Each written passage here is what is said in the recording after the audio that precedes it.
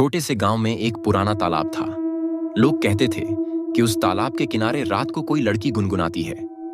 बुजुर्ग कहते थे वह आत्मा है, तालाब में डूबकर मरी थी।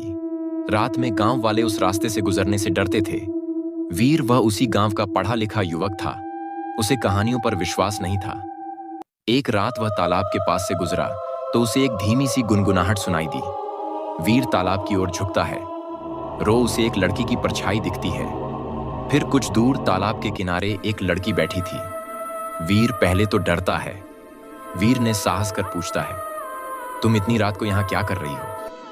लड़की धीरे से मुस्कुराते हुए कहती है, मैं यहाँ रहती हूँ। लोग मुझे देखते ही डर जाते हैं। वीर चौंका, लेकिन वह डरा नहीं था, बस हैरानी धीरे धीरे बात कर रहा था।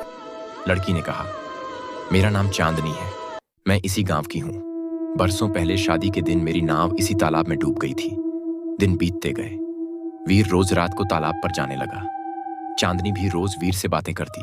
वह वीर को अपनी पुरानी बातें बताती, गांव की मेले और वो सपने जो अधूरे रह गए। वीर उसकी बातें सुनता और महसूस करता कि वह आत्मा नहीं, कोई मासूम लड़की जैसी है। धीरे धीरे दोनों के बीच एक अनोखा रिश्ता पनपा। वीर को चांदनी की हंसी अपनी धड़कनों में सुनाई देने लगी। चांदनी भी हर रात उसका इंतजार करती। गांव में बातें फैल गईं कि वीर पर रोज आत्मा से मिलने जाता है। लोग उसे समझाने लगे, पर वह रुका नहीं। एक रात चांदनी ने आंसू भरी आवाज में कहती है, वीर मैं तुम्हारी दुनिया की नहीं हूं। वीर ने उसका हाथ थामते हुए कहा, सच्चा प्रेम की कोई अलग दुनिया नहीं होती है, अब तुम मेरे साथ ही रहोगी। चांदनी वीर बात सुन गुस्सा हो गई। उसका शरीर ऊपर उठने लगता है। वह आधा मानव और आधा दैविक दिखती है।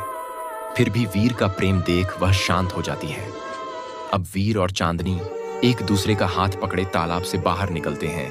गांव वाले ताली बजाते हैं। सभी गांव वाले प्रसन्न थे। गांव का तालाब को भूतिया था। अब चांदनी तालाब की प्रीत के नाम से जाना जाने लगा। लेकिन किसी ने वीडियो को लाइक करके एसके टेक चैनल को सब्सक्राइब नहीं किया।